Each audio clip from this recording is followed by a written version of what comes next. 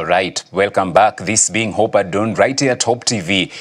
This is where you look and you live, and that was the musical break. And indeed, we need our God each and every day of our lives, going with what we have shared in today's devotion as well. 23 minutes to the top of the hour, 8 a.m. My name is George Kishuru, and indeed now, right about now, time for a look at what's happening and being reported in the dailies this morning. And in the Daily Nation this morning, they go with the headline, 1 million state workers gobble up half of taxes. Government agencies and counties routinely break statutory ceilings on pay. And so they are saying here that a hiring spree to meet the demand for more teachers, medics and security officers has pushed the number of government employees past 1 million. The bloated workforce is consuming nearly half of annual tax revenues, with the runaway wage bill leaving little for development. It's a story that you can read now, covered on pages 4 and 5, and there are some trends of the public wage bill and ordinary revenue as reported from the financial year 2017-2018 to financial year 2024-2025. And so they are doing sort of a comparison of the wage bill plus the revenue collected and then the wage to revenue ratio. And so you can read that and the state of the nation as well. And of course, the man who is on the spotlight there this morning on the same is the SRC chairperson, Sami Chepkwony. Read that on pages 4 and 5. Still on the front page, county employees go without salaries. What is really happening? It's a story that is covered inside the Nation on page number 7. And then Ruto invites hundreds of tutors to State House for talks on CBE, and that is on page number 6. Then from the courts on page 10, orders put on ice e-procurement protest victims team. So that's also inside the Daily Nation this morning on the same. And compensation of protest victims, court suspends panel of experts mandate. So you can read that in the Nation. And politicians using AI to woo Gen Z voters.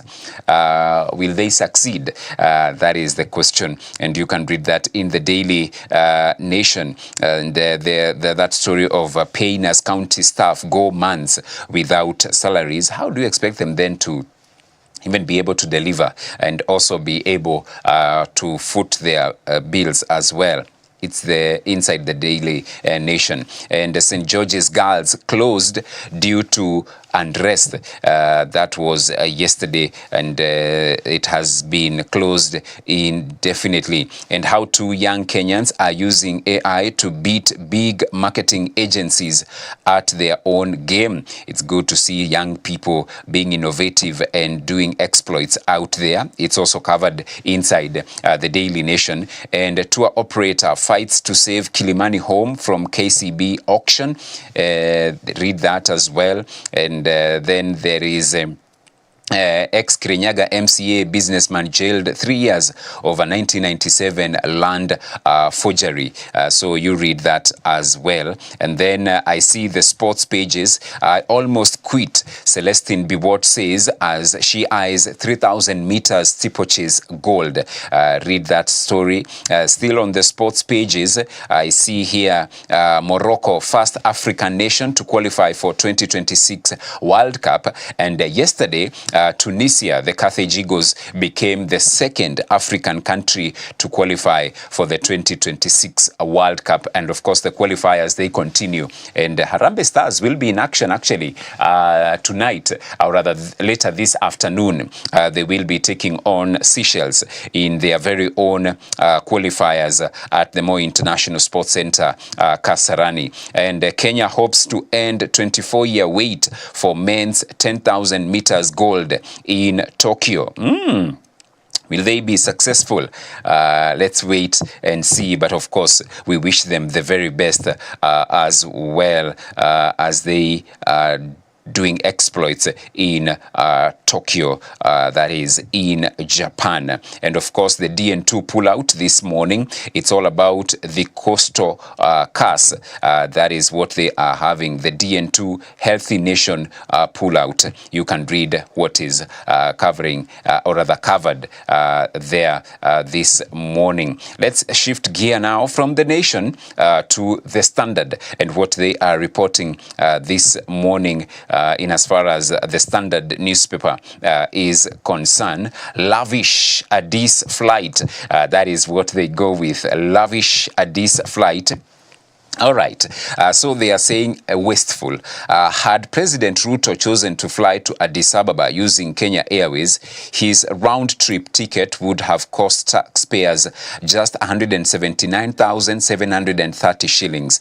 Even with a delegation of up to 10 aides, the total bill would have remained under 1.8 million. Instead, the president opted once again for a luxurious private jet, the kind typically used by tech billionaires, raking up over 12 million shillings in charter costs for a 4-hour round trip.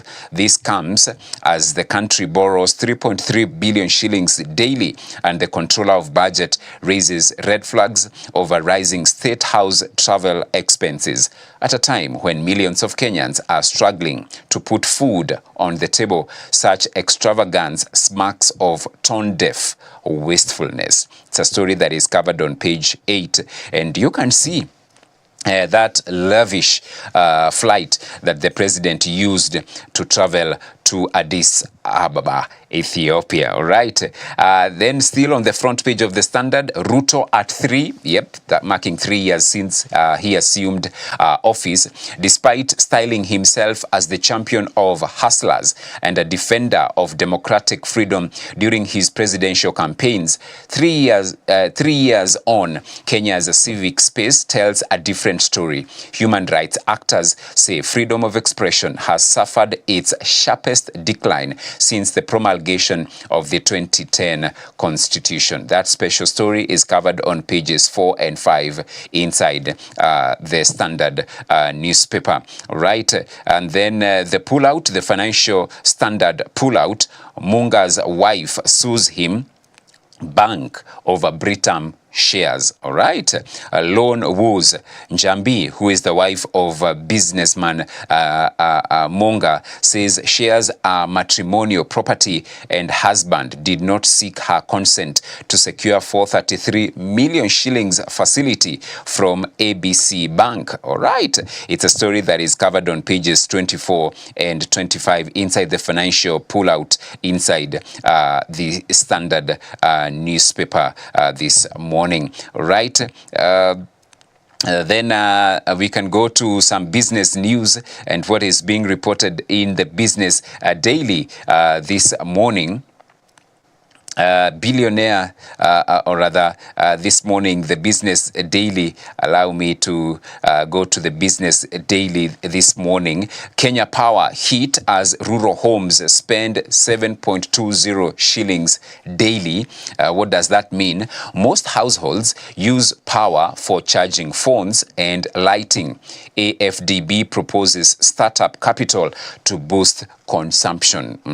All right, that's on the front page and also page 2 inside the Business Daily. And depositors in top banks lose 22 billion shillings in 6 months as rates dip. On the front page, you can read that, and also a continuation on page 2.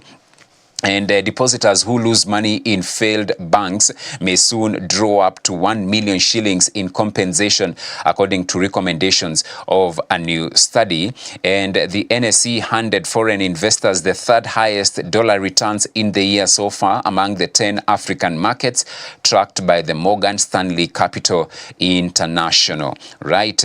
And then even in interpersonal relationships, financial health is often viewed as an asset.